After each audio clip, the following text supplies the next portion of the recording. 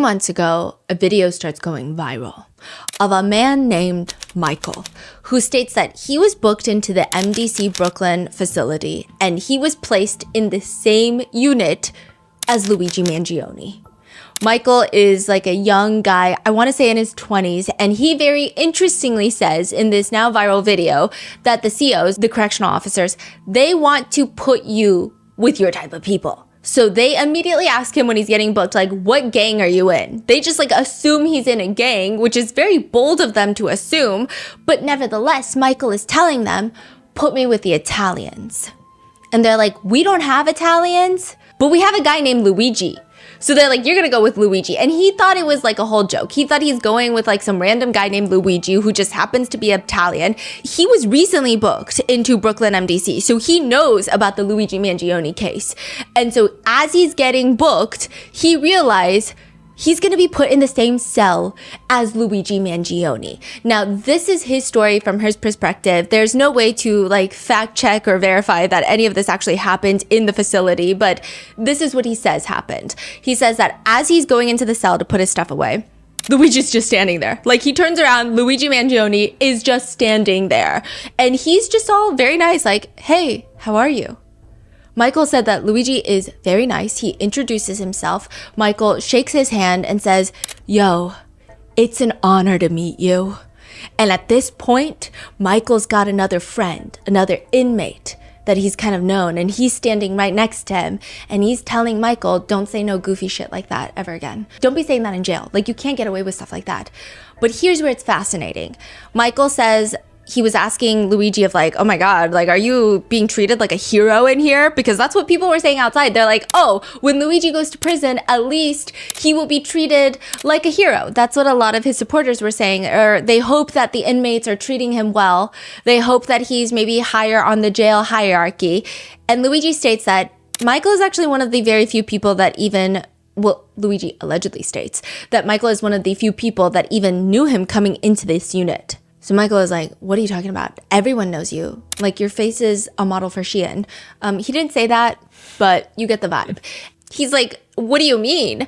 So it is explained that MDC is kind of like a transition jail, meaning people are coming in and out for court hearings from other facilities, and they have not been out in a very long time. So these people, they haven't been keeping up with the news. They haven't been free for a very long time, so they don't really know what's happening. Or these people are fighting their own federal cases and they don't really care about anything that's happening outside of their own federal case. They don't have the capacity to care about anything else.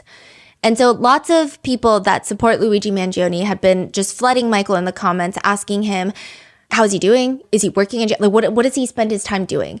And which he says that he spends most of his time, like, he always just has like a giant stack of letters next to him. And all day he's just responding to letters. That's pretty much all he does. And he's working in the jail, so he cleans the showers every morning.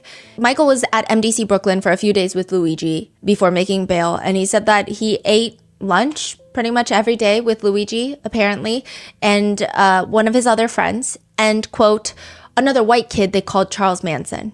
So I guess that was his nickname. A lot of netizens, when this video goes viral, their initial confusion was exactly what you expect from the internet. Because Michael is young and one would say conventionally attractive. And so all of the comments are writing, is this the bad bitch cell block? What's happening? Other comments are saying, MDC got a dating app we should be downloading? Or others are saying, what is MDC? Hot guy jail? So, you know, people are saying it's 2 for 2, but lest we forget, SBF, Diddy are also held at MDC. So I don't know what you have to say about that. But a lot of people were making a lot of jokes about this. And I was so intrigued because a big topic of conversation surrounding Luigi Mangione, because there has not been many updates outside of his court hearings and outside of everything that's been going on legally of how he has been. And I know that there are lots of people that are intrigued to understand what it's like in MDC. And I always think it's important when people are interested in a topic to maybe even dive deep to even further explore that topic. So like right now, now, if people are interested in MDC Brooklyn, it could also be a time for people to like suddenly dip their toes into, oh, maybe prison reform, like maybe talk about the prison system. So it's very interesting. And we reached out to Michael to see if we could get an interview with him because, you know, he said that he shared a cell with Luigi. There's just like a lot going on. I believe he is facing his own federal indictment right now. So there's a lot that cannot be said. I think that his Twitter was taken down. I think there was like subsequent drama on Twitter. There was just a lot happening and occurring. And I did not go too deep into the rabbit hole, but I was also talking to this man named Brad, because Brad was also held at MDC Brooklyn for quite some time. And the way that he was able to describe everything at MDC with such precision, but also so much interesting perspective, because he's not just coming from the perspective of like, fuck jail. Like, I hate everything about jail, which honestly, I don't think would be incorrect from anyone who has experienced jail to say, but he just had a lot of interesting stories and perspectives to share that I thought were, if anything, enlightening, intriguing, but also kind of refreshing in the sense of like, I had not heard a lot of this prior. And I did see a lot of people on Luigi subreddits posting some articles that Brad had been writing about MDC Brooklyn. And so we had reached out to Brad, and I was really excited because he's based in New York, and we were going to be in New York for the Luigi Mangione hearing for New York State Court. And we had set up this interview, and then, everything went a little crazy while we were in New York, and the timing was just really hectic with interviewing Brad. And I'm laughing because it's just like the most ridiculous thing ever. I almost had to cancel, and I really did not want to cancel on Brad because I felt like everything that he would share would be so enlightening, not to just people who are intrigued by Luigi Mangione's case, but intrigued just in general about what happens in jail in MDC Brooklyn, which we've talked about nonstop because there's so many high profile inmates.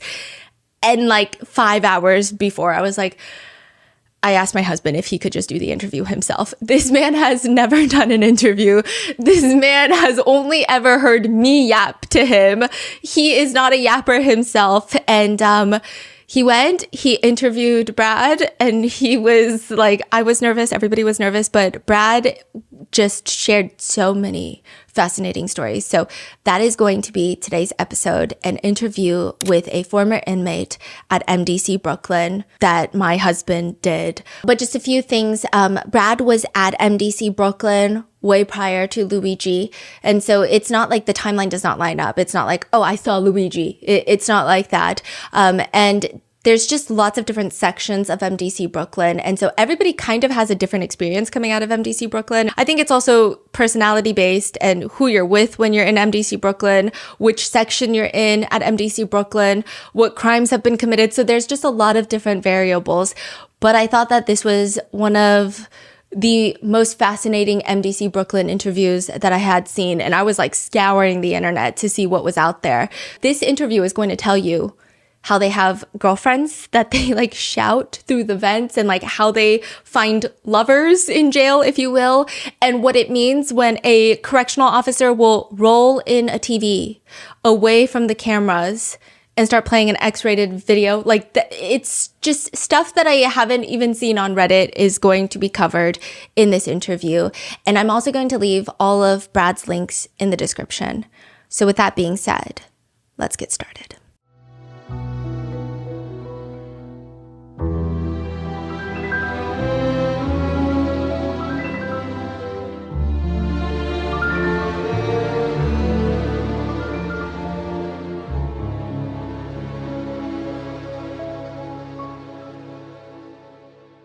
So tell us about your arrest and your first day at the MDC.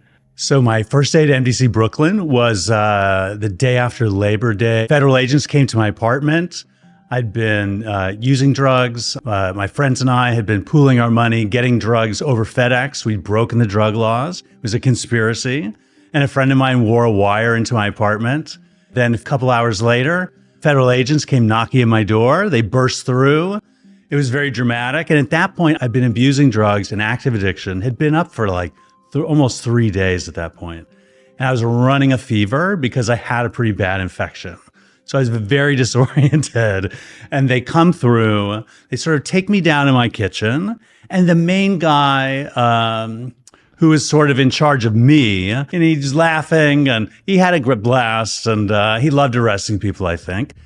and a bunch of other guys come in, and they start tearing through my apartment. You know, the drawers opening, furniture kind of tipping down, rooting around, looking for illegal drugs, which I did have in my apartment. And they were taking pictures. So I was sort of down in my kitchen, and I heard them in my bedroom, and I heard the flashing. I think they handcuffed me. And then when they'd found enough drugs to arrest me, they asked me to take off my shoelaces. And they walked me down the stairs, out of my building in handcuffs into my neighborhood. Why did they ask you to take off your shoelaces? Oh, well, you don't want any shoelaces or belts on somebody because you might do self-harm. I think probably it's part of their policy because people use those sort of things to hurt themselves. Oh, wow. So I think that's just their policy. How did they get into the apartment? Well, they were banging, saying, please, please, police. And I did open the door, which may have been a mistake because later they said that I invited them in, which I didn't. But I think technically I invited them in because I did comply and open the door when they knocked. So they throw you in the car? Well, they put me in the car. I wouldn't say throw. I mean, once I had basically submitted, they were mostly behaved. They were professional. I'll say they were both professional. Then we went to St. Vincent's Hospital. We had sort of like a medical evaluation because I looked terrible. I'd been up for a while. And they take me through the waiting room, and they're like, DA. And one of my boss's old friends like stood up and then staring at me as I walked by. So it was pretty grim. I was pretty shocked by that point. I was definitely in shock. They take me there. Doctor sort of signed off that I was healthy enough to be incarcerated. And then they took me to the courthouse, and I waited in the bullpen at 500 Pearl Street, had an arraignment, took me out. I mean, it's getting to be a blur. Then they shackled me hands and feet with a bunch of the other guys at the end of the day, end of the business day, when the court business was over, and they took all of us out to MDC Brooklyn. So I was shackled hands and feet, then hooked to the chains of the other guys, and we sort of shuffled out into the van to go from Lower Manhattan out to Brooklyn, Sunset Park, Brooklyn, where the federal detention facility, the MDC Brooklyn is. And at this point, I was really in bad shape. You know, I'm starting to go through withdrawals because I was pretty hooked on, I would say the most serious things I was hooked to was methamphetamine and benzodiazepines. And I had, of course, been up for a few days. I was running a fever. I was really in bad shape. So I'm very disoriented, and they process you. There's a strip search. So you take off all your clothes. Some stuff they'll put in a box and like ship it back to you. I think they just threw my stuff away. Given a prison uniform, strip search, pictures taken. You questioned at one point, just sort of a basic intake. Now I'm totally disoriented. You know, I was not really processing what was happening. I was shocked. I was ill. I was overwhelmed, and I, basically complied. I'm compliant by nature, a rule follower by nature, even though I got myself in this situation. So it was rough. I will say my first 4 days at MDC Brooklyn was rough. After I was put into the uniform, long walk around the facility up to the medical intake unit in the new building. And it's a double tier unit where it's people just fresh to the building, where you get a chest x-ray, you get your teeth checked, you get TB test, basic rudimentary medical intake to make sure that you're safe to be put into general population. So I basically waited going back and forth to the courthouse every day it was about 3 or 4 days until I was bailed out.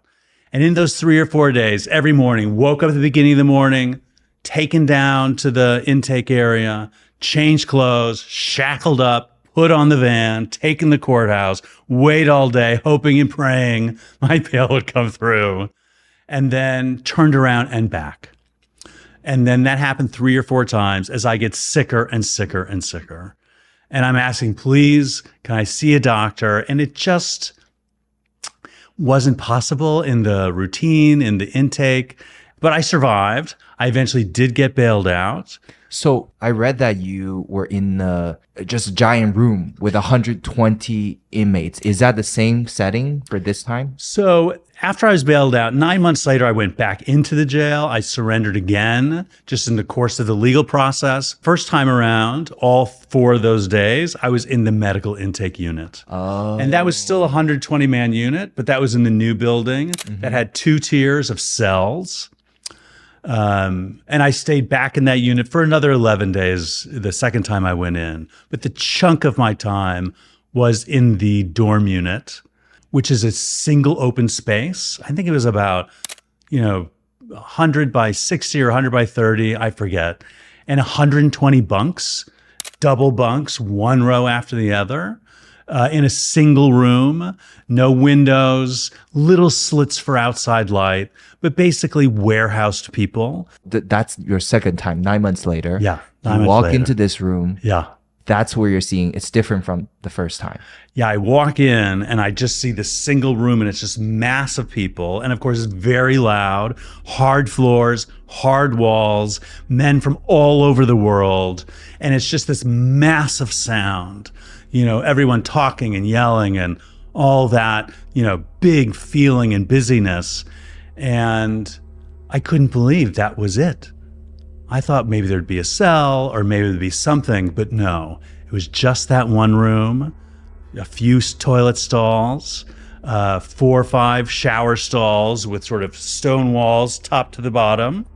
The tables where people would eat, 2 laundry machines, a tiny kitchen area, a room for the corrections officer, little kind of like little subdivisions of the room, not doors, but one with a television and one that was used for basically religious activities, prayer, Bible study. And so that was the room. How many hours were you in that room per day?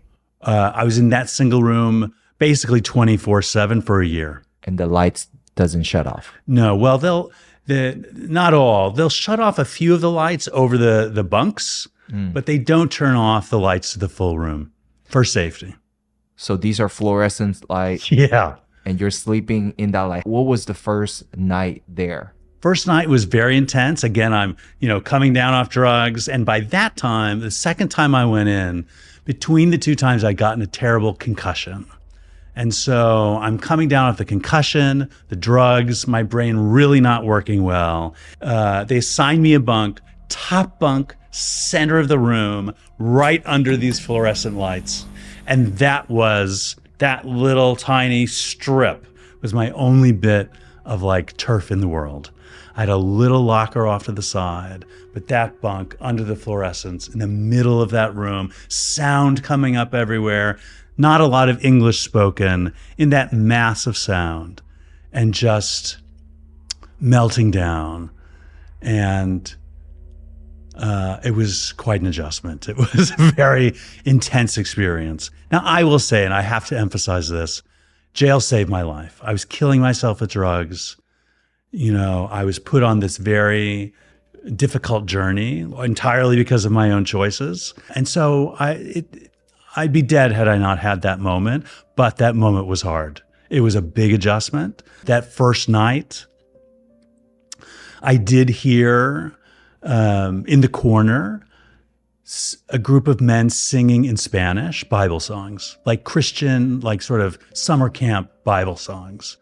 And I walked over to that circle, and it was about 20, maybe 25 men clapping, singing, just, Christian summer Bible camp songs. And I joined in, and at the end of the singing, someone said a prayer, and they asked me my name. And I said my name out loud in jail for the first time. After the prayer, the group of Christians went around and gave each other hugs. And I thought, Wow. That's the most incredible thing in the world. Like, here I am in this super intense room. It's the worst moment of my life. And yet there was humanity, there was kindness. There were a lot of angels in that jail, both a few people who worked there and a few people there as inmates, and they saved my life. Wow. Was that the first conversation you had inside with somebody, or I can tell you exactly. I walked in, and someone who I had met once in the city, in sort of like the drug land, he came up to me and we reconnected. He was extremely helpful.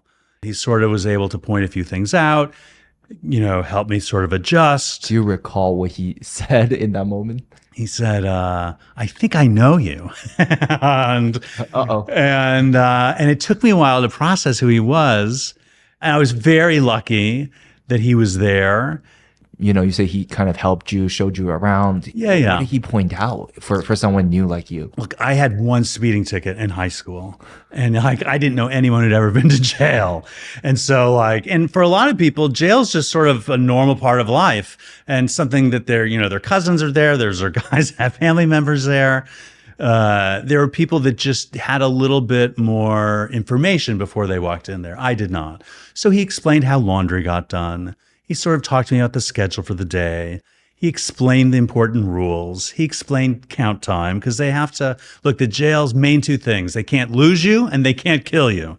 So they have to count you, and they count you twice a day, actually 3 times a day. You go to your bunk? Yeah, you go to your bunk. At night, they'll come, you can be laying down. And in the morning, you can be laying down. But twice a day. Once or twice a day, there's a stand-up count, where you have to show that you can stand up on your own feet so they know that you're alive.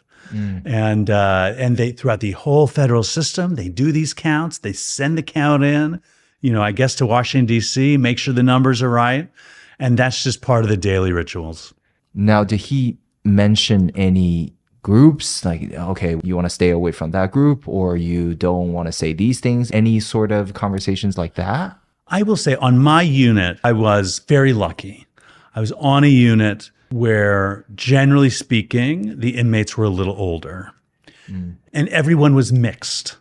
And everyone was in the same room. You couldn't escape. If you had a conflict with someone, there was no escaping.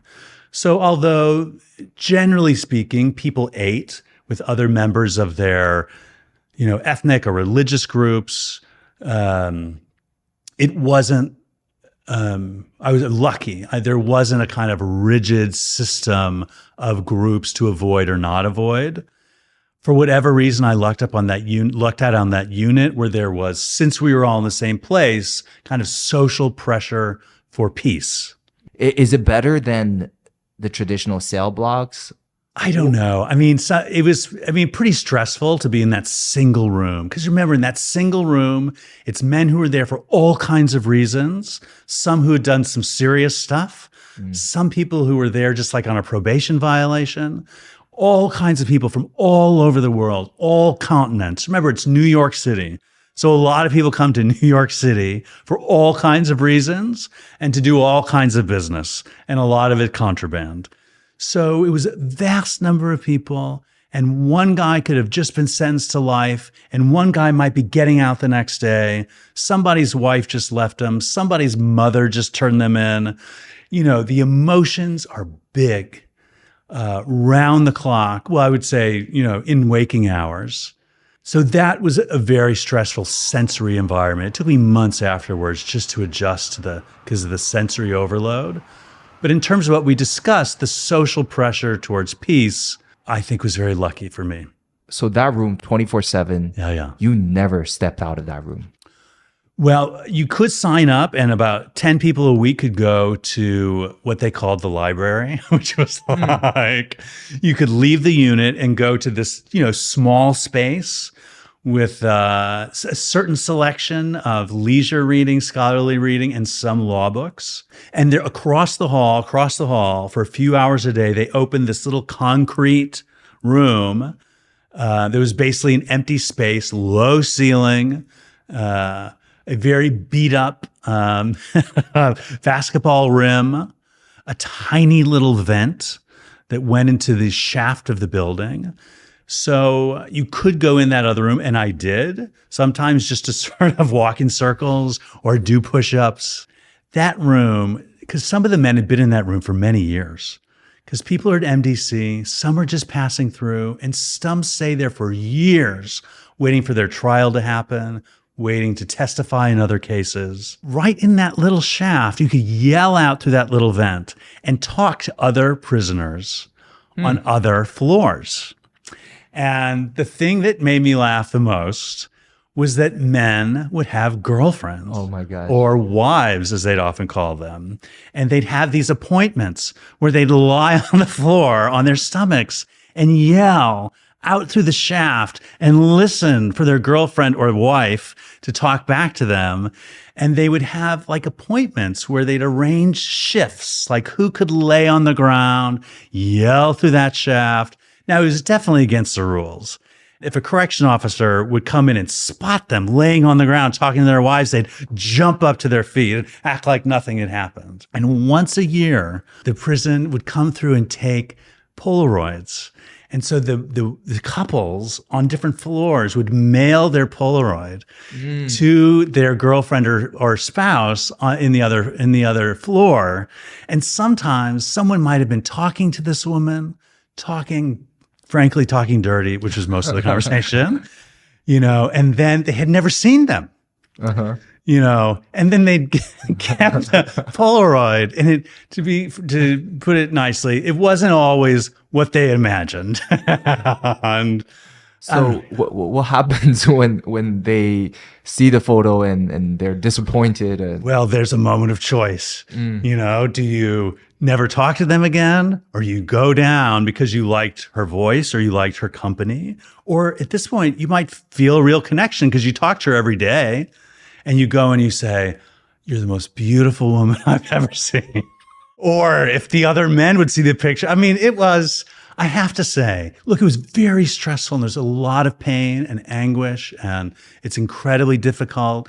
Sensorily, it's hard. There are times where it's winter with no heat, summer with no air conditioning, but life still happens. I read about this too, actually. So I know this exists today. And they're saying that where Diddy is staying, they wouldn't be surprised that a lot of different inmates will try to get in contact with Diddy because, he's famous and rich. And now, allegedly, and by allegedly meaning it was in the New York Times, that Diddy and I think Sam Bankman-Fried were in the unit that was one floor above mine. So in terms of like the setting, it's a fairly decent chance that the room I'm describing is similar to where Diddy is. Yeah. From our research, they're in North 4. Right. I was in 3 North. 3 North. Yeah. So I was in 3 North. They're in 4 North. Yes. Right. Yes. I was in 3 North. Oh, okay. Yes. 3 North fries. Now, in 4 North, yeah. They have about 30 to 40 high profile inmates. So from what you're describing, your room had 120 people. And their room only had 30, 40 people. That's why they're saying sometimes the top bunk is empty.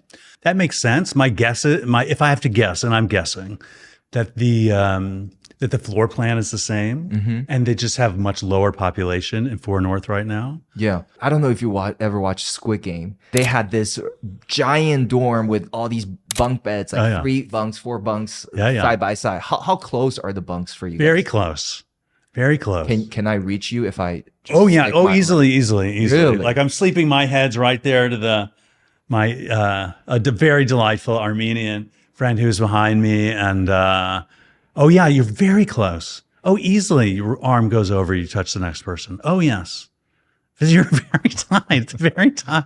Wow. I don't recommend it. I recommend it if you want your life saved. If you're in a bad situation like I was, it saved my life, and I got a lot of help there. And it was a huge experience living with those men from all over the world, hearing stories from all over the world.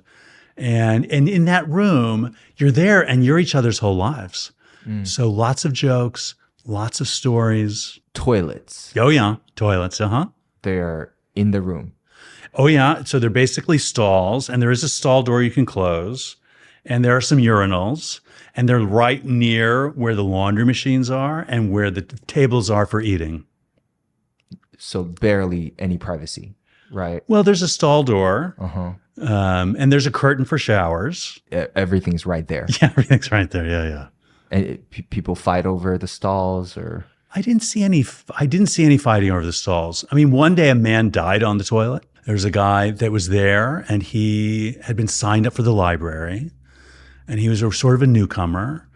And I remembered that day because they kept calling out his name to go to the library, and he didn't come. So they just left, and a few more hours passed, and suddenly this guy from Jamaica who had like maybe one finger on his left hand and a huge amount of dreads, all tied up in a pillowcase on his head. Very nice guy. He was mopping, and he noticed that the feet under the stall hadn't moved. So he starts knocking on the door. No answer. And he kicks it in, and the man is dead on the toilet. All the blood rushed down to his legs. And it's sort of early in the morning, so a lot of people are still in their bunks. And they call, alert the corrections officer. The corrections officer hits what, colloquially known as hits the body alarm. And suddenly this like huge number of staff from the facility, administrators, people in suits, people in uniforms, people in lab coats, running in, pull him off the toilet, lay him down. I mean, he was long dead. He'd probably been dead for an hour, I think. They're doing this sort of CPR, and at this point, everybody's awake. So in that big mass of bunks, you see everybody up on their bunk, watching, because of course that could have been any of us. That could have been any of our last moments. All the staff comes in. So to block our view, a bunch of the staff line up like soccer players, blocking a free kick, lined up like this so they could block whatever they were doing to this man's body. And they take him out and they go on, and we're all pretty shocked because we all thought they could call that body alarm for any of us. And that's what our last moments would look like. And then a few hours later, because we're all buzzing about it, this guy comes in and says, "Gentlemen, sorry to say, so-and-so died at the hospital." And a guy stands up and says, "He was dead here. He was dead here. He was dead here. What are you going to tell his family?" Because we're all thinking, would they tell the truth to our families? And the guy says, "You're not a doctor. What do you know? What do you know?" And we all knew. So none of us really talked about it on the phone calls because we were afraid our phone calls would have gotten cut off. I think I wrote about it in one letter, and it was really harrowing. Now, I understand why they have to do that. I mean, the facility has rules and procedures, and most of them are for rational reasons. But when you see the system kind of kick up like that and sort of descend upon you, whether you're, a corpse in your jail cell, or me, almost a corpse from drugs in my apartment, and the system suddenly yanks you and your body's not really yours anymore. It's very dramatic, very powerful, but it is part of life. Do you guys know what happened to the guy? I mean, I don't suspect any kind of foul play or anything like that. I mean, I think he died of medical, natural causes. And you were a theater director, right? Mm-hmm. And now you're sitting inside MDC in this giant box that never turns off with 120 men. Yeah. You're withdrawing from all the drugs you were on. Have you had moments of thinking from, where your life were going to here you are in this situation? How was that contrast, and how bad did it get for you mentally? Well, listen, I mean, I had some very dark weeks and months. It probably took me a while to sort of get into a routine where I was functioning well. Certainly, there was intense amount of despair, humiliation, rage, sorrow. It really felt like the end of the world. And there'd be days where I'd wake up and my whole body is just like baking in resentment and shame. And they're very intense feelings. Mind going a mile a minute, rumination, rage about the past, terror about the future. So that was very intense period of time. And that lasted quite a while. How long did it take you to finally get your life turned around, I guess, when you decided to do something about it? Oh, well, I mean, that sort of happened in stages. Certainly in the context of the jail, I got into a routine. I was able to write letters. I actually did edits on a musical book, a play that had a read. While I was in jail, I sent edits. There was a reading done of something I wrote at the York Theater on the Upper East Side. So I was able to stay creative. I worked on some other projects, started on a play, lots of letters. So, and I got in shape. I lost weight. I exercised. I, prayed, I read, I did everything I could to function well. I learned how to eat. I was able to make a little financial deal with one of the Muslims on the unit who got fresh vegetables, called a common fare tray, and I would pay him in stamps. So I figured out how to get fresh vegetables, figure out how to eat a little healthy. So I got into a routine even in that room. So that was step one. Can you actually? We're gonna get into the food in a moment because we're very curious about that. Okay. Can you walk us through exactly from the moment you wake up, the day, hour by hour? What does that look like? My day? Okay, great. So I wake up. I'm an early bird, one of the very few, and in fact, thankfully, I'm very happy to say I got a job. And my job was there were a few early morning jobs. 2 guys served the quote unquote breakfast. And my job was to wipe down all the glass surfaces. So it's not windows really to the outside, but glass surfaces on doors, onto the hallway, between little rooms.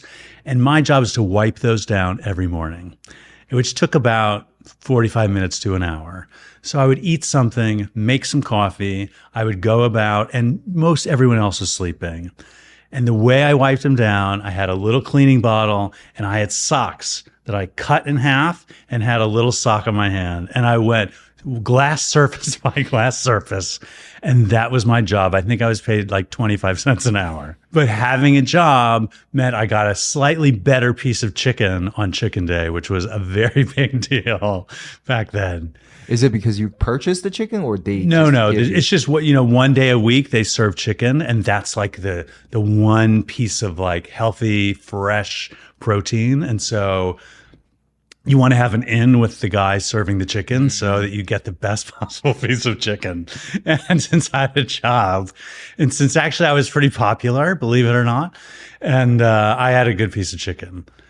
And so I had that job. So after I was done with that, then I would usually cross the hall to that little concrete space and I would exercise. And thankfully, on the commissary, I was able to buy a little AM/FM radio. And that was my lifeline. Do you remember how much it cost? I don't. I want to say $35, $55. I forget. Wow. So that means you have to work. Well, no. Well, I had, thankfully, my family put money on my commissary account. So that allowed me to buy shoes. Shoes and the radio were the lifesaver. When I got those shoes the first time, because the shoes they gave me were just agonizing. My feet were in horrible shape. I was in a lot of pain. And when the shoes came, I felt I was just floating. I felt like I was floating. I was so thrilled. What kind of shoes? Some tennis shoes. I forget which. Okay. But I was so thrilled to get those shoes.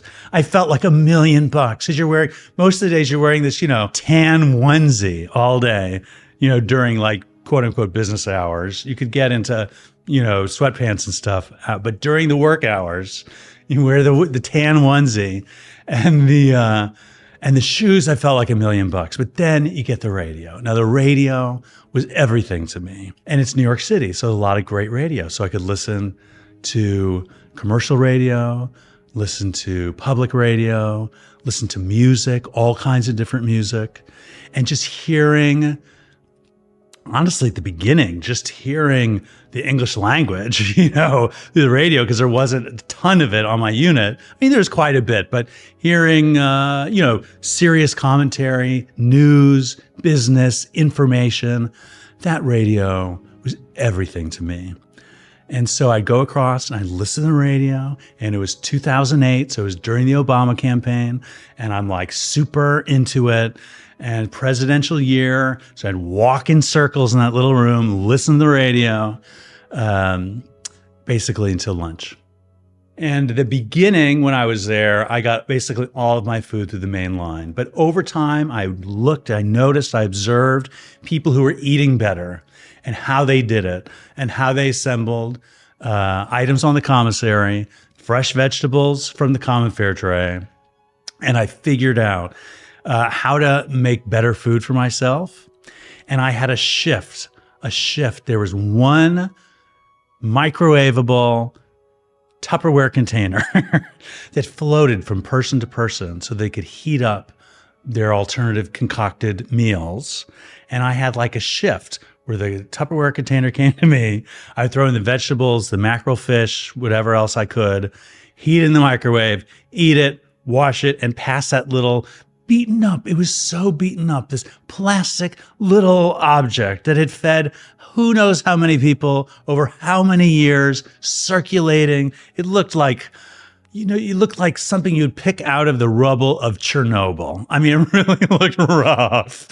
And I had my shift, and I would eat, and then I'd wash it and hand the Tupperware tray to the next guy. Wow. And, but I figured out how to eat. It took me a long time. It took me months for my brain to kind of readjust and function again. I had done such harm to my brain with illegal drugs, legal pharmaceuticals, benzos, and then the concussion. I was in horror, but eventually I could feel my brain coming back online, and I figured out how to adapt. So that's the little trait. You've just share that trait every single day? Every single day, I'd get the guy, my friend, would bring me this is a little Tupperware container, just like a little storage thing, microwavable. And it just passed around. It allowed people to mix various food items together. And there was a microwave oven on our unit, and people would prepare little dishes for themselves. Mm-hmm. Wow. I had my turn. Yeah. Okay, so after lunch, what's the rest after of the lunch? For the most part, once it had passed midday, then I was just reading. The other thing I would do in the morning, it would be write letters all by hand, write notes. And that was mostly in the mornings, because once the afternoons came around, it was very hard to get a tabletop, very hard to get a flat surface, because those were sort of taken over by other men eating, playing cards, playing dominoes. Those big dominoes games are slapping the dominoes down. And so it's hard to get a flat surface to eat on or write on. So that was mostly during the day.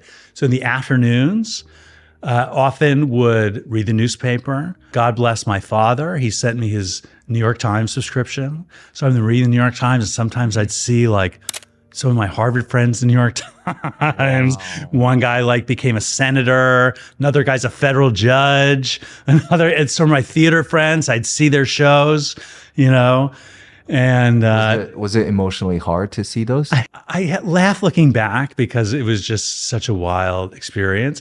At the time, look, it was hard. Of course it was hard, but it was what it was. It was reality. It was a reality that I'd participated in creating. It was where I was. So a lot of New York Times reading, a lot of book reading, a lot of conversations. Sometimes I would go because there'd be a sort of daily afternoon kind of Bible study-ish type of where the Christians would convene and maybe look at a Bible passage or pray. Sometimes I would join them. And then once the evening rolls around, I just started to wind down. Is there a dinner? Oh, yeah. Well, of course, yes. The mainline dinner comes along. And when you say mainline dinner, right. Thanks. So mainline is sort of just the slang term or the term for when food is served. They open a little, on the unit, in that single room, a little opening would open in the quote unquote little kitchen area, and they would serve food through that little opening. Counter here, little opening. Other inmates there in gloves, mask, hairnet, all that. And the food would roll down on these big sort of wagons and served by certain inmates to the others. Trays come along, line up, get the food. And most people would eat that way. I would often eat that way. But towards the end, I really depended on my own little concoctions and mostly just ate one meal a day. So you're saying you don't take the plate anymore? By the end, I might get little bits here and there. But by the end, I'd sort of learned how to prepare slightly better, slightly healthier food for myself. How bad is the food? What exactly are they serving? Oh, gosh. Well, it's really a wide range. I want to start with the positive. I have to say, I have to respect the people who work there. It's a very hard place to work. It's a very impossible assignment. That facility is very stressful. So I'm going to emphasize the positive. Holiday meals, they did a great job. They really put an effort. What's the holiday meal? Thanksgiving, Christmas, 4th of July, they were the main ones. And they really made such a difference. I think there was a Cornish hen for Christmas, turkey for Thanksgiving, a lot of trimmings. So those special meals, I think there was hot dogs or barbecue or something on 4th of July. They made an effort, and I appreciated it, I will say. Anyone who's looking, thank you for that. The fresh chicken, the chicken day, that was probably the best. If you're really lucky, you get the breast with the leg attached and all of that.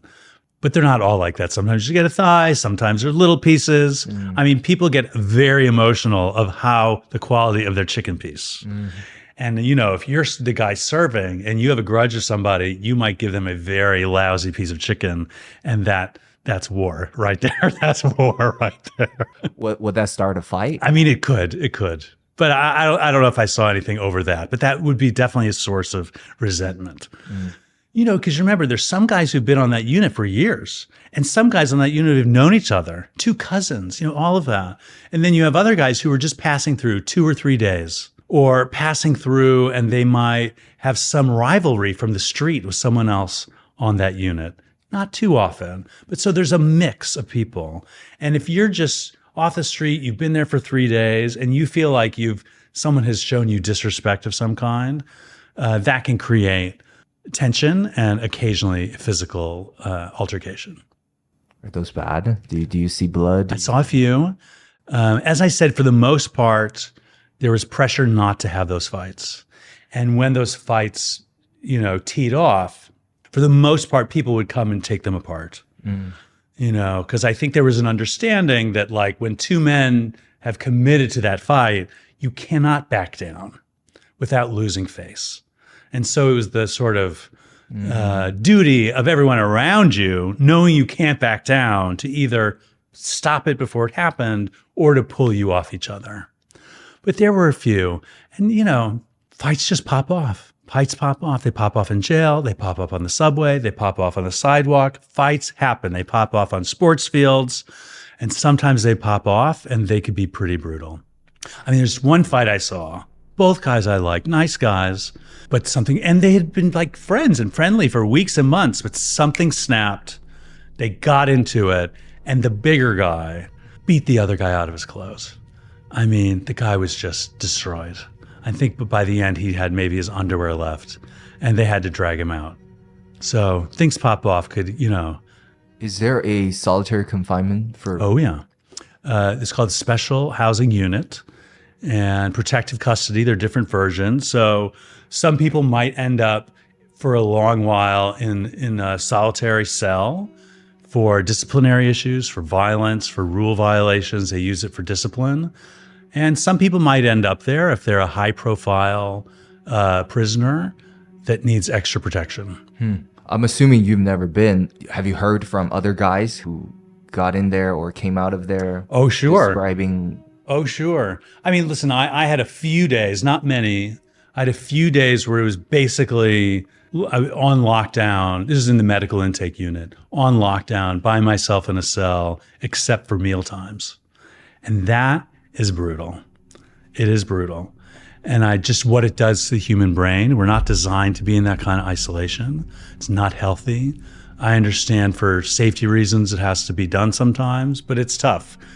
And I had people I knew well who had a violation of some kind, were dragged off to the SHU. Not dragged, that's not fair. And firmly escorted to the isolation.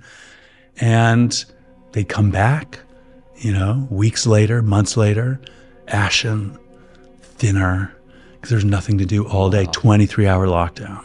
And you would see it took a while being around other people to start looking healthy again.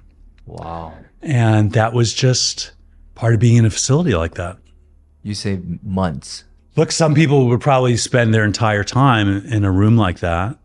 I didn't know anybody. I mean, I knew people who went there for, I want to say typically it's like six weeks or so, but maybe a few were longer. I would tell you something that was the most amazing thing. You could always tell when someone was about to go home, that someone found out something about their case, or they knew they were about to get out the next day. And as soon as they heard that news, you'd see the gray, ashen face. Color would come back. I remember this one guy, he found out he's getting out the next day. I forget what reason, but it was like he was 20 years younger, like that. Life just rushed back. Wow. And I remember, because I didn't know I was getting out till about 8 hours before. I found out the evening before the next day. And as soon as I got off the phone, I walked back to my bunk and they said, "You're getting out." I could see it on your face. Because, that rush of life, came back, and it was visible on me too. Wow. No, we're gonna get into that in a second. I'm very curious about your whole experience re-entering it. Oh yeah. Now going back to the food. Oh yeah, food. Oh yeah.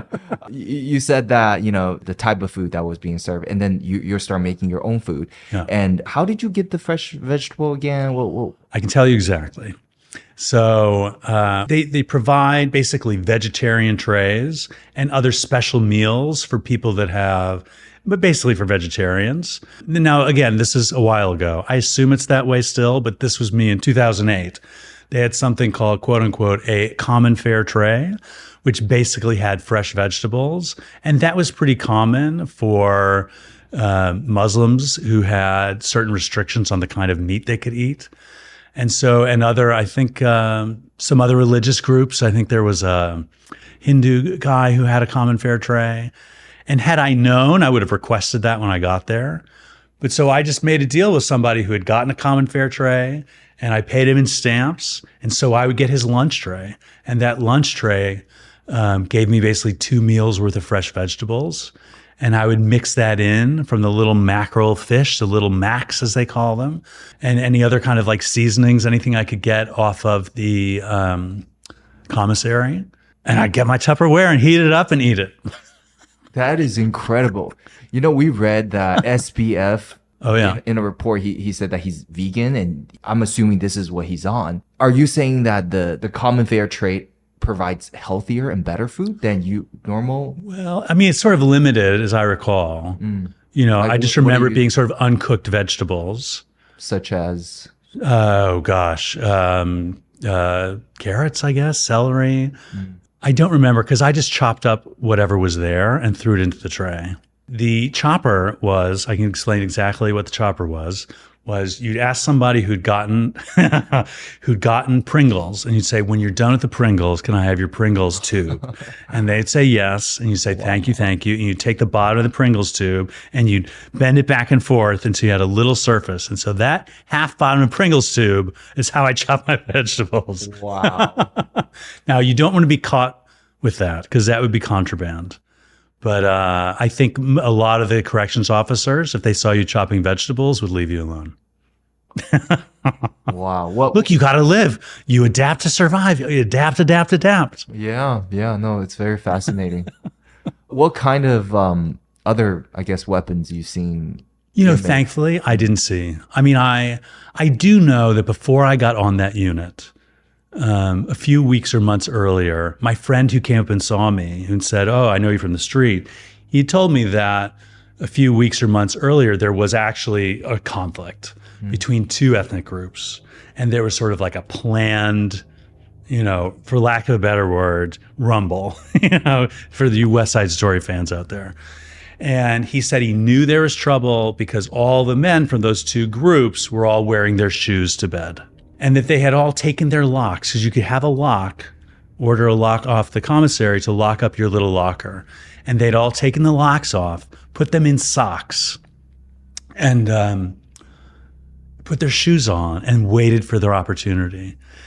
I think, let me tell you what I think it was, but I don't know for sure. Don't quote me. One of the corrections officers would go help the other unit on the same hallway do their count on the other unit. So they had this like 20, 15-minute window where there were still cameras everywhere, but there was no physical officer on the unit.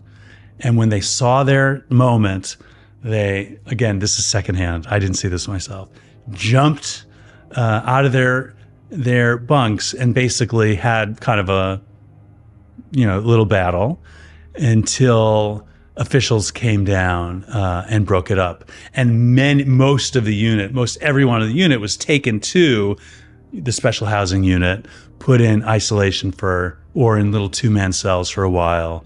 They, interviewed all of them, and slowly most of the people came back. Wow. Yeah. Look, it's just life. It's just life. It's Earth. It's just planet Earth, normal stuff. I found this little image online that has a list of the jobs that are available and how much they're paid. Oh, yeah. And the pay range from 12 cents to 40 cents. Do everybody want a job in there? And are there difference in the jobs? Are some of them more desirable than the other? How do you even get a job? So yes, listen, this is just Earth and people. So some people want to work, some people don't. There are various ranges of jobs. Some are more desirable than others, and people get them through various ways. So I got mine because, the inmate who was sort of head of the, cleanup crew, the head of the cadres on our unit. They didn't call them cadres, another word for it, trustees or something.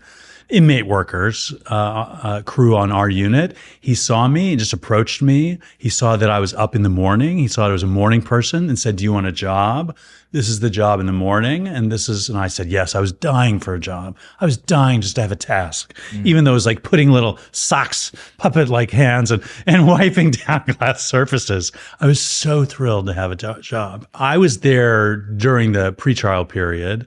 But some people do their whole sentence at these detention facilities, and they go in as a cadre, and their jobs in some ways are better. So somebody might, do their whole 1 year-long sentence there and work as a welder, or work in the big kitchen downstairs, or have a job that has a little more responsibility, a little bit more freedom of movement.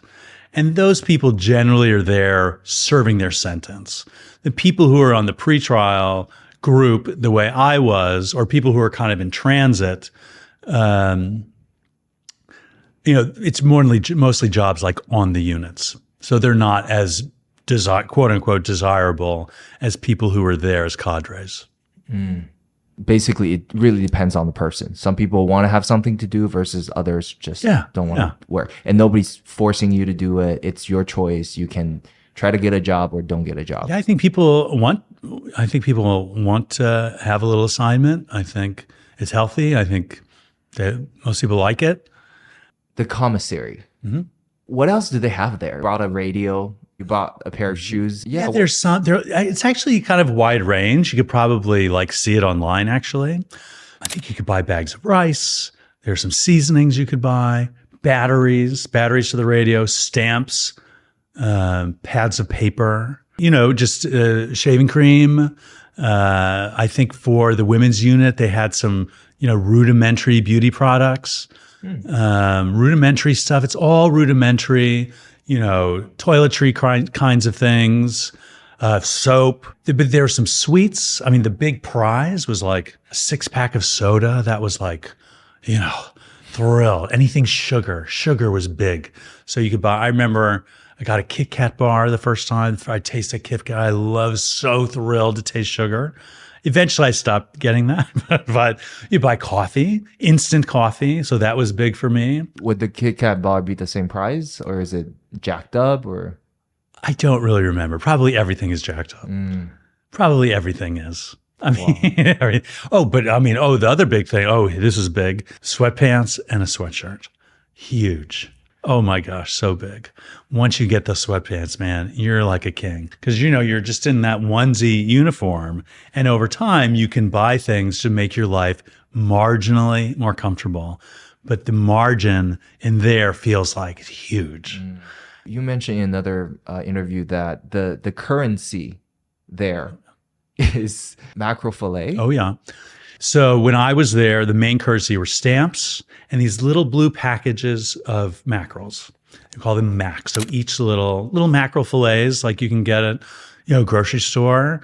Tinned fish is really in right now, and those little packets of mackerel fillets sort of functioned as dollars. So you will buy it from the commissary first? Buy it from the commissary. So you'd get a stack of Macs, and that was my main source of protein. So I'd buy a lot of those.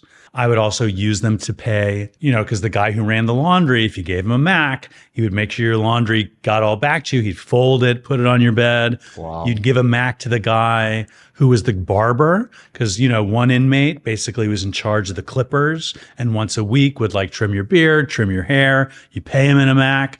But the big thing was you'd gamble with Macs. Now, I'm not a gambler, but you see guys, they play poker with that bum, bum, bum, the Mac's coming out and they have a big night and they're coming back to their bunk, this armful of Macs and shoving them all into their lockers. Wow. Oh, it's huge.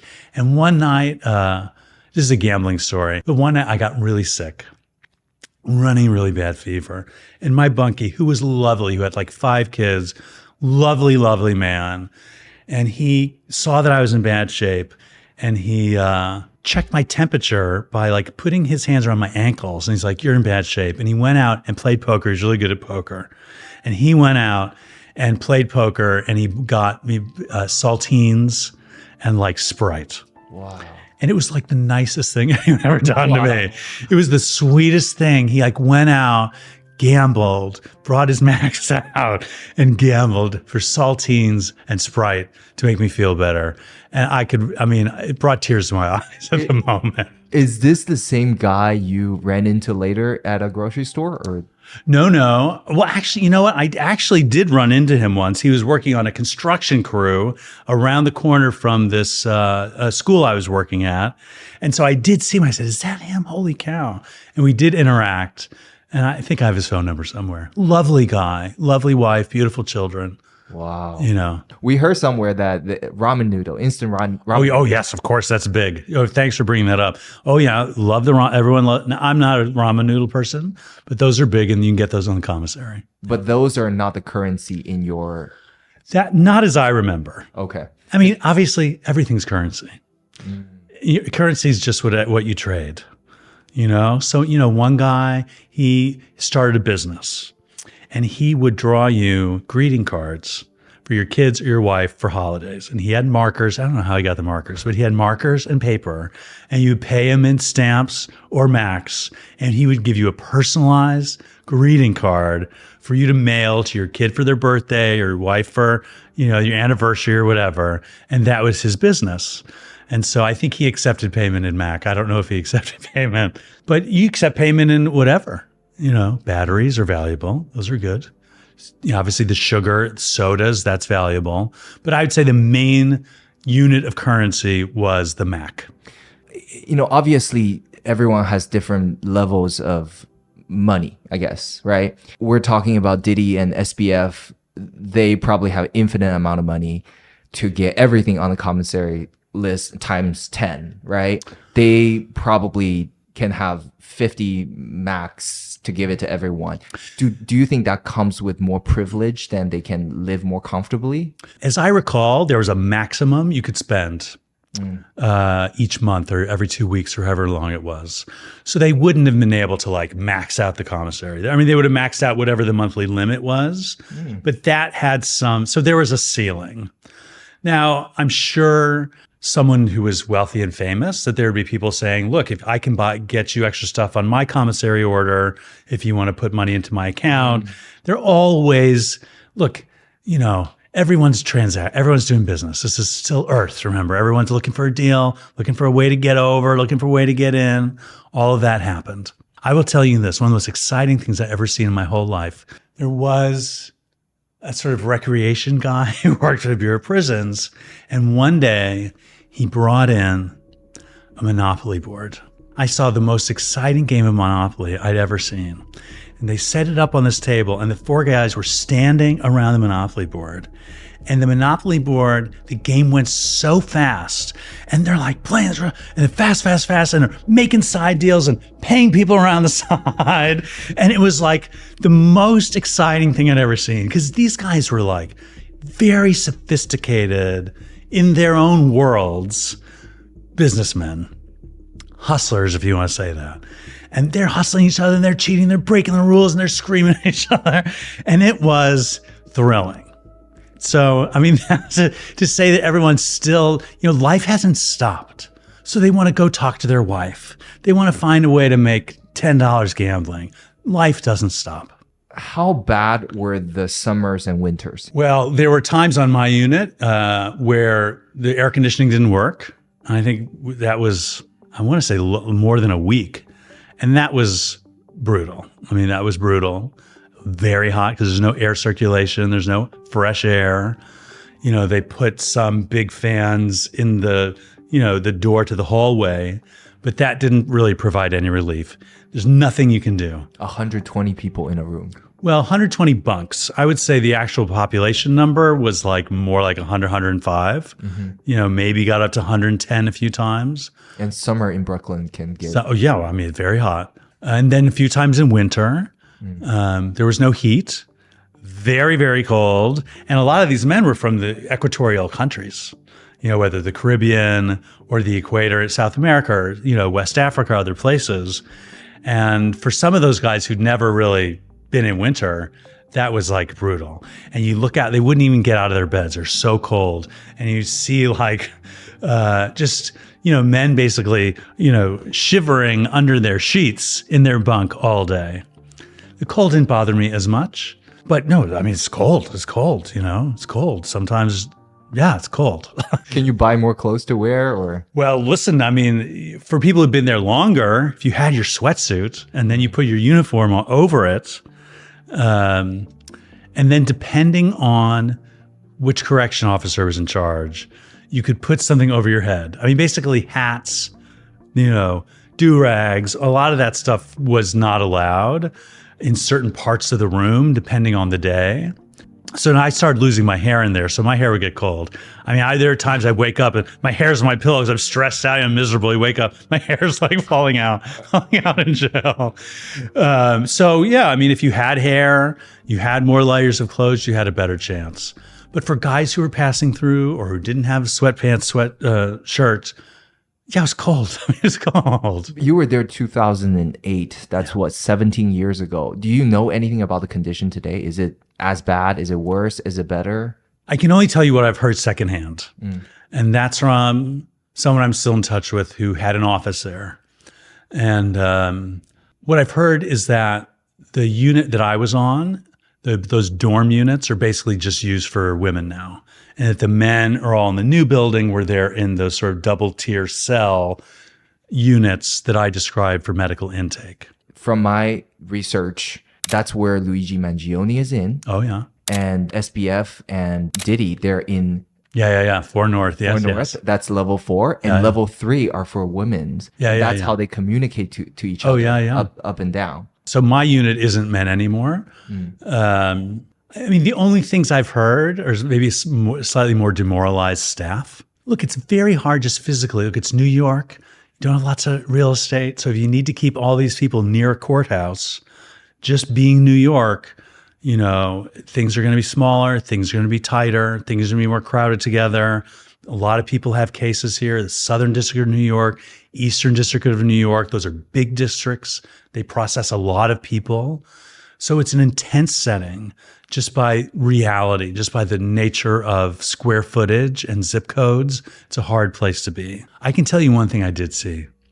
One of the most amazing things I've ever seen in my whole life. So a lot of these men hadn't been on the street for a long time, years. There was a guy who's like, when I got arrested, I was worried about my 8-track tape collection. So they hadn't been around. So they hadn't, been around a woman for a long time.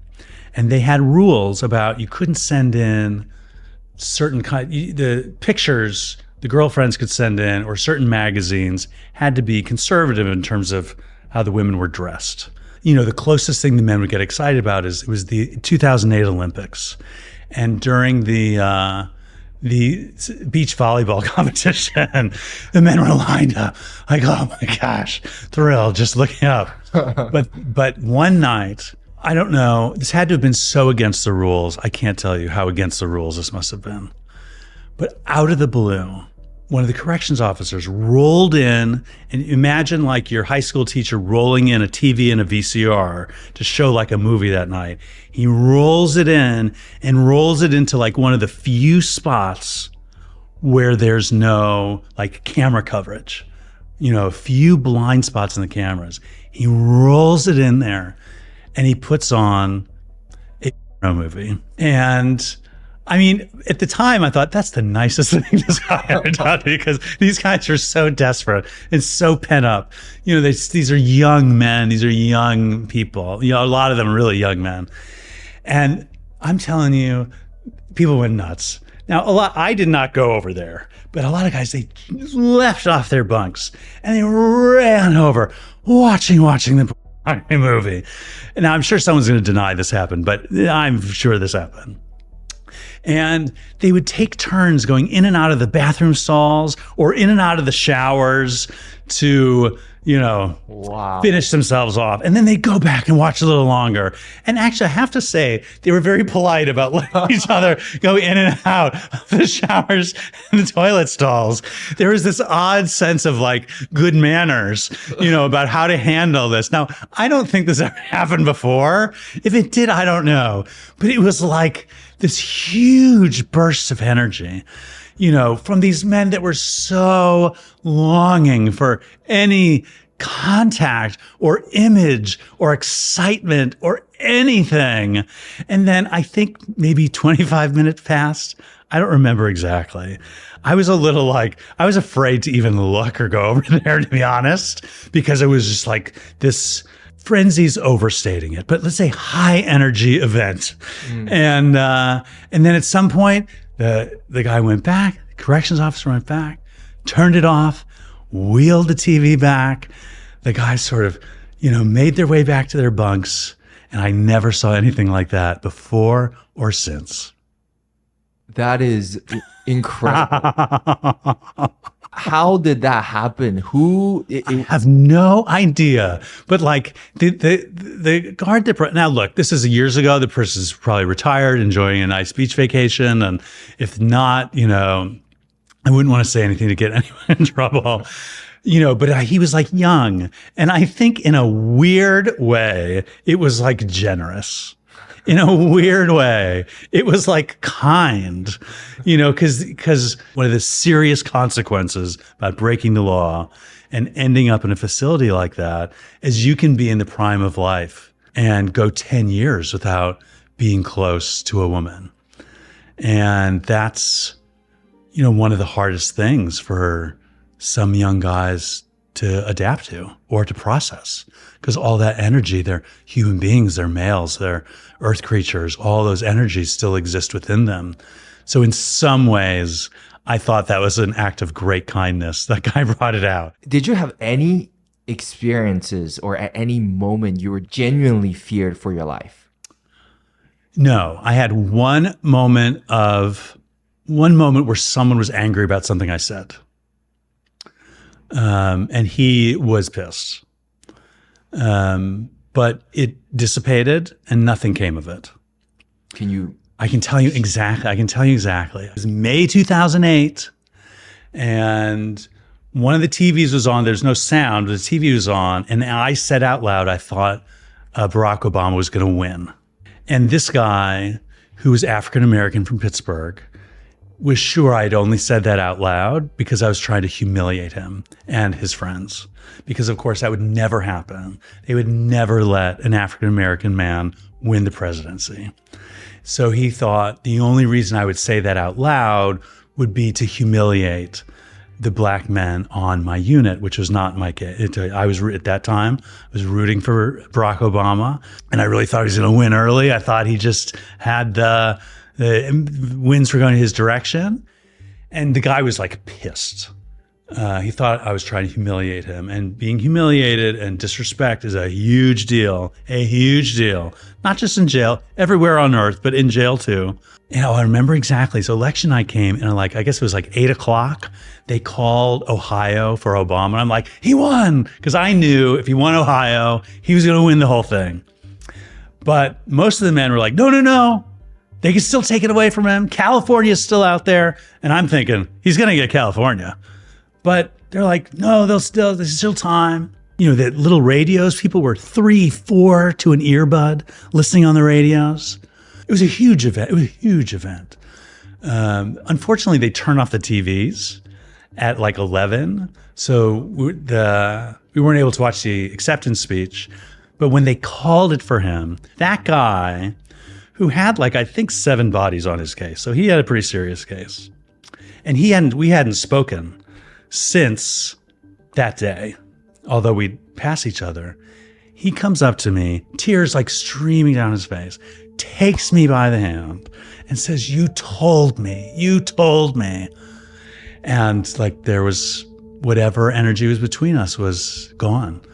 And it was it was incredible to be there that night. And the men were crowded around little earbuds, the little radio we had. So you'd have 3 around each earbud straining to hear the acceptance speech. It was a huge event in that room. Super exciting, very powerful. And actually, when they called it, another guy who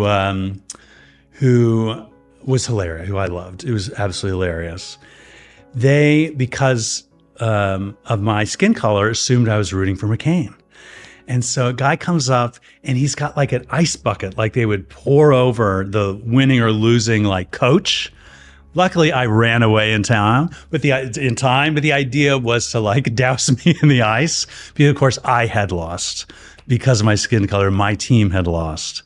Was it the most memorable election experiences for you? Would the emotion be way more intensified in a room like that, in a setting like that? Well, everything's intensified in a setting like that because you've got 100 men with these huge feelings going through the worst times of their lives. Everything felt big. But I'll never forget that. That, of course, was a thrill to be a part of that. And then, of course, the room was just buzzing because it was just absolutely impossible to most of the men on that unit that something like that could happen. Were there any conflicts because of the election result? No. Really? After that was called, things move on. Oh, yeah. And the guy who was going to pour ice on my head was doing it with love and was doing it as a joke. I find that interesting in compared to... The world was different. Yeah. Life on my unit was different. There really wasn't tensions like that, political, racial, ethnic, religious.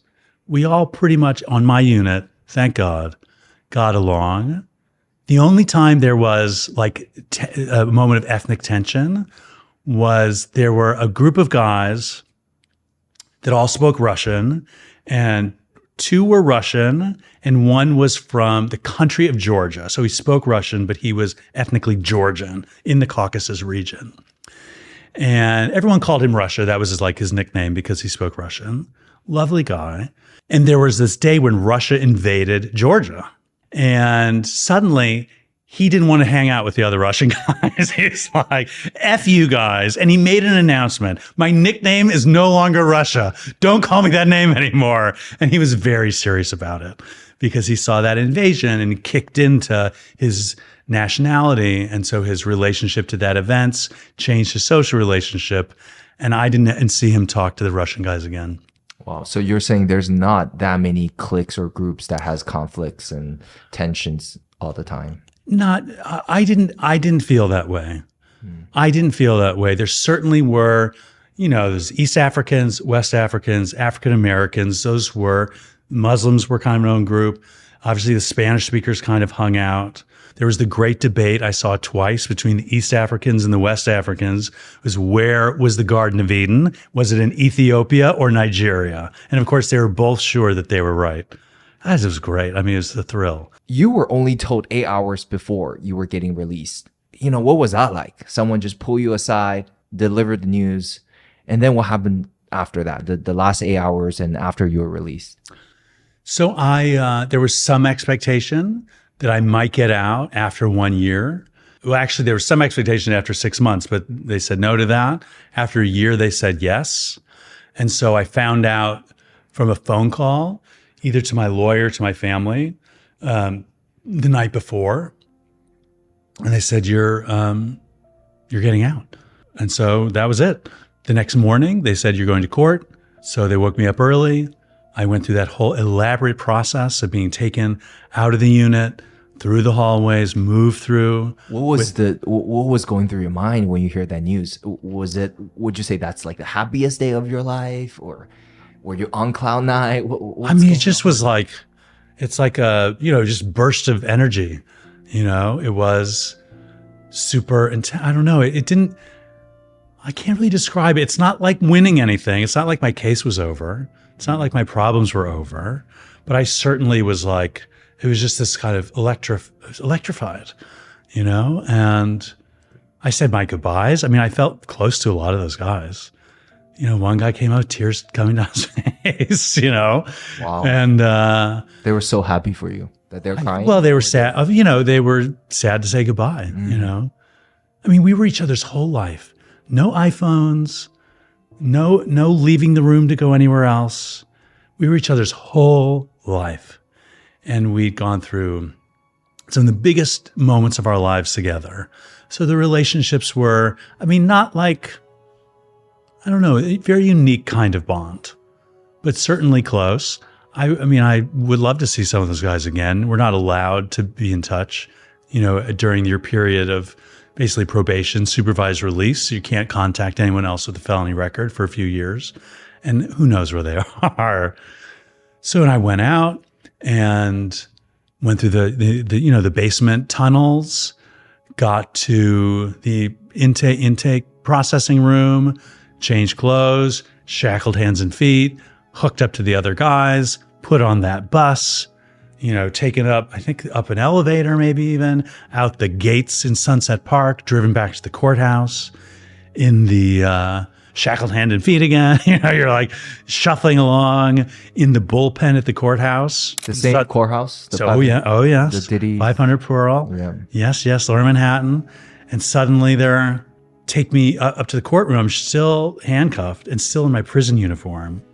And waiting to pick me up was this woman who I'd worked with, good friend, a woman who my mother had stayed with when she came up to visit me. And she was there and she had clothes for me. Had street clothes, pants, belt, shirt, my house keys, credit card. And there she was. And she saw me in that uniform, handcuffed, which I'm sure was a shock for her. And then suddenly they take the handcuffs off and they say, okay, go home. And you just put on my street clothes. And she walked me out and she put me in a cab. I got a little way in the cab, but I got car sick because, of course, I'd never seen anything move faster than someone walking for a year. So I had to lean out and throw up on the sidewalk. Wow. And suddenly I'm like back in my apartment, by myself and in my clothes, and my brain's still buzzing because the noise, the light, the stress. And it took me, I don't know, probably a year or two really to decompress. Wow. But I'll never forget being able to close the bathroom door. I was like, oh my gosh, this is the luxury of being able to close the bathroom. No one lived with me. But I'm like, I'm closing this bathroom door every time for the rest of my life. But also being able to pick what I ate. Mm. What did you eat the first day? I went out for sushi. I went to Gourmet Garage, 7th Avenue South and 10th Street, which is now closed, unfortunately. And I think I got salmon sushi, and I think I got some Ben and Jerry's. But I hardly could process the choice.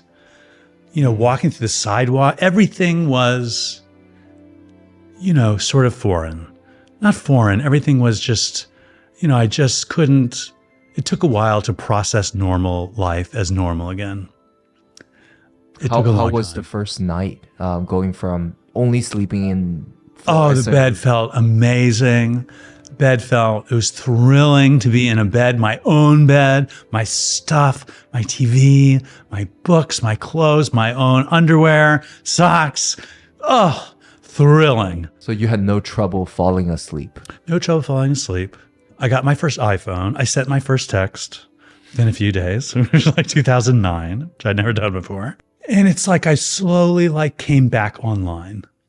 It took a long time. It was not very long, just a few days before I flew to Missouri and where I stayed with my parents until my sentencing. And after sentencing, it was done?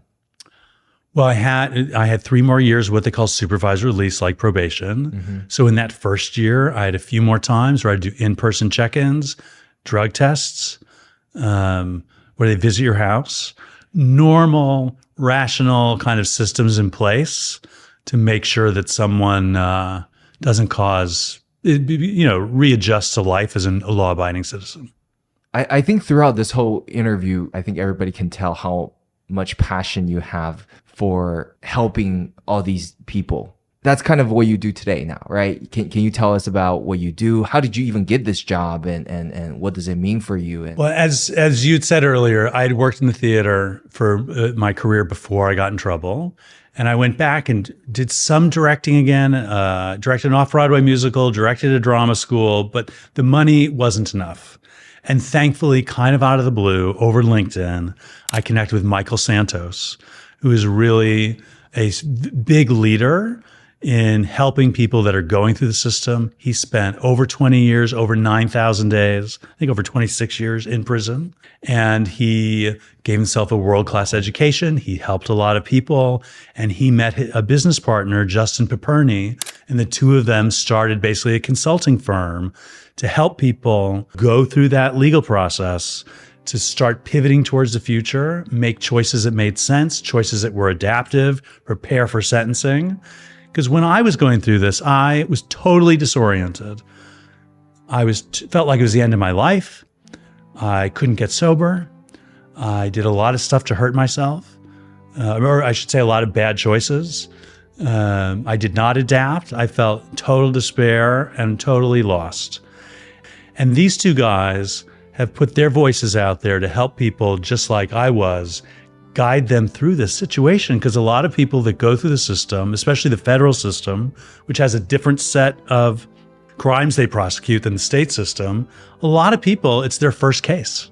And so they said, do you want to come work for us? Because one of the things we do is that in preparation for sentencing, we help defendants tell their stories. Over 95% of federal cases end with a guilty plea. So these are people who have accepted responsibility, know they're going to be sentenced. They're not saying they didn't do anything. And Michael and Justin started this firm, and part of that was to help the defendants and their families write letters to the judge so the judge could see their case in the context of their whole life. They could accept full responsibility, talk about the victims, talk about their plans to make amends, but talk about other things, talk about their future plans, talk about how they can use their time in prison to be productive, to give themselves an education, to shift their thinking from self-destructive and harmful behavior to a different kind of attitude towards life. One that's sober, one that's productive, one that's focused on positive activity, obeying the law, not doing harm. And so I really was moved that they invited me to be part of their team. And that was, 7+ years ago. And I've now worked with hundreds of people going through the system from all over the country, from Alaska to Hawaii to Maine to Florida, people that from all over the world, their cases are here. People of all ages, from someone who's, 20 to someone who's in their 70s, all kinds of conduct, all kinds of lengths of sentences. A lot of people that are famous, people that have been on TV, people with big cases, people with big consequences, and other where it's a tiny case. And you can't believe they even bothered bringing it. And they end up getting, home confinement or probation. Or somebody who goes through the pretrial process, the hell of all that for years and years, and the case gets dropped. So people go through the system for all kinds of reasons, having broken the law in all kinds of ways. But the system is still the system. And when a case starts, it feels like an earthquake in the middle of your life, and not just yours, your family. And you can be sitting there out on bail and find out, boom, they're taking your house. Boom, you have a $1 billion company you founded. It's gone. Your reputation is ruined. The DOJ puts out a press release and describes you in the worst possible way. Puts stuff out that like has not been proven in court, but just putting out. So it's just huge feelings, whether you're in jail or not. You sort of lose your story. Suddenly the government's telling your story, and the government's just going to tell what's going to help them win. Now, there's a place for a justice system. I respect it. We need an orderly way to process harm that people do to each other. We need to have laws. It's not America, it's worldwide. There are jails and laws and judges and police. It's part of being on earth. And I respect the need for that. But when the case is United States versus me, it's intense. And they win, and they're very good at winning, and they know how to do it. And have a lot of experience. So when you're on the receiving end of that, it's painful, and not everyone survives that. Not everyone survives the despair or the loss. Not everyone can see their way through to the other side. And so my role with this consulting firm, which is called White Collar Advice, and a nonprofit I'm starting called Defendant Support, just whatever I can do as someone who can help them tell their story, help talk about sobriety, tell them about my experience. Because the truth is, I feel happier, younger, more optimistic, better than I have my whole life. And I had to go through that to get here. And they can hear that in my voice. And I can be on the phone with them. I might know some of these defendants for years between when they get their target letter or when they get arrested to their sentencing hearing. Some people I know years after. I had lunch with some guy who I helped him write his personal narrative, 2018. And he was like, he's in horrible shape. I was in horrible shape. If you'd seen me at my lowest moments, shackled hands and feet, or in a cell 23 hours a day, you'd have thought, this guy's not going to survive. This guy's in horrible shape. But people can get through that. They can reckon with harm. They can take responsibility. They can make amends. They can go through a healing process. And part of that healing process, that process of reckoning, can be painful, but it's one season of life. Even if you've done something serious, even if you've really done serious harm, it's one season of life. And if you start heading in the right direction, there's a path to healing. There's a path to making amends. There's a path to making peace with your victims. There's a path to reconnecting with community and family, ending despair. The darkness can lift, but you got to head towards the light. And so if I can help someone do that, sometimes when someone changes directions, they pivot in the right direction, they take the right steps, they take responsibility and make amends in the right way, a judge can see that. And a judge can see that someone has done that work. And that might get them a lighter sentence. So you help people when they're in their darkest time. Oh, yes. Always, many times, talking to people on their worst days. But I hear that, and I can already picture them getting better. Because I'm in a sober fellowship. I've seen people come in death's door, come back to life and get years of sobriety, or someone catch a case, get arrested, feel like it's the end of their life, and see them come back to life. I've seen it over and over, and the path is available for everybody. Exactly who should be reaching out to you or your firm? When the feds are knocking on their door, are you mainly focusing on the white-collar crimes? Well, for whitecollaradvice.com, my bosses, Justin Paperny and Michael Santos, have a huge amount of mitigation information for free for anybody. So you can get a lot of information just by going to their website. Prisonprofessors.org, I think, is a nonprofit that has lots of incredible educational materials for people that are in jail right now. It's all about getting people through the system to rejoin the world as good neighbors, family members. So if somebody's in trouble, has a relative in trouble, go see what information is there. Some people want to know more about me. They can go to bradrouse.com. They can see about my whole life. Because even though most people just wanted me to talk about jail, I had a whole life before, a whole life after. And I help people in other ways. There are other ways, people going through the system that a nonprofit, hopefully next year, Defendant Support will be there. People have reached out to me to talk to their classes, to come to conferences. All that's available. But for somebody who's in trouble, who has a family member with a case, really the first stop, if I were to suggest, would go to my boss's website. There are other consulting firms and companies who do that, but my two bosses is dedicated, since 2008, I think they started this, 2009. They've worked with thousands of people, and the amount of information they've collected over the years is great. And a lot of that people can get for free, their YouTube videos, or if they want some services that cost money, they can talk to them about that. How important is it for example, you're writing a letter to the judge, right? Mm-hmm. The difference in, you guys providing a well-written letter versus someone who doesn't have that, how big of an impact could that make? The impact is different. Every judge has their own frame of mind and attitude. Mm-hmm. I think, these letters and doing them yourself, not by AI, because AI letters don't do the trick. I think the process of putting the letter together is very healthy. Because in my mind, I don't care so much about what the sentence level is. A lot of that's set by formula. And whether they get a little less or a little more, that's not what's in my heart. What's in my heart is turning them from that dark moment of despair to reckoning what happened in a way that's honest and orderly and gets them through this process. It's very painful and can take many years, so that they come out the other side and they're better than when they started. I certainly am in better shape now before I went through the system. And a lot of people we work with come out in the best physical, mental, intellectual, educational, spiritual shape of their whole life. And you can have that positive journey. And sometimes putting it all together where you look at, okay, this trauma happened to me when I was young. I grew up in a war zone. I was sexually abused. My mother was murdered in front of me. All these things that I've heard about, and that injured my thinking. And it got me off track. I developed a gambling addiction, a drug addiction. I started doing harm to myself. I was desperate for money. I broke the law. Now I have victims. Like, when you put it all together in the right way, people can survive their story. They can heal their hearts, and their best days can be in front of them. What advice would you give someone who's, let's say they're in trouble, they're at a very, very hard time in their life? Well, first of all, don't break the law.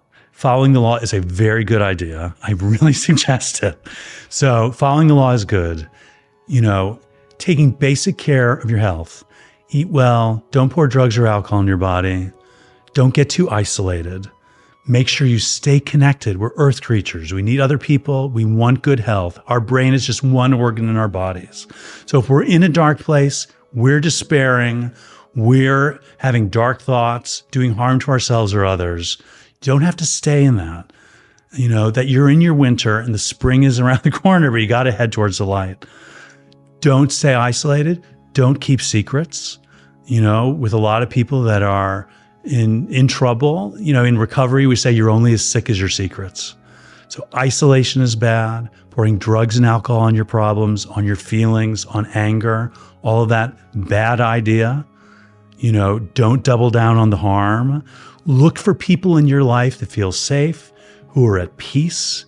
That can be a teacher, that can be a sibling, that can be a neighbor. Don't head towards the darkness. If you're in a dark headspace, don't go online and look for more darkness. Put the screen away. Come back to life. We want anybody who's in a dark place that can hear my voice. We want you back. We want you back. Head towards the light. Listen to my voice. There are a lot of positive voices out there. We want you to live. We want you to be healthy. We want you to be well. And, just keep heading in the right direction. That's what I'd say. There's a lot of love in the world. Even when I was in jail, in one of the darkest times of my life, there were angels in there. There was a psychiatrist who helped me. There was a farm tech that helped me. There were other prisoners that helped me. There are a lot of angels that you can't see, sometimes until you need them. But having your heart open, looking for peace and light. Don't double down on the darkness. Don't bury yourself in your room, on your iPhones, in the darkness. Get out, look for those angels. They're all around. Thank you. How was that? Wow.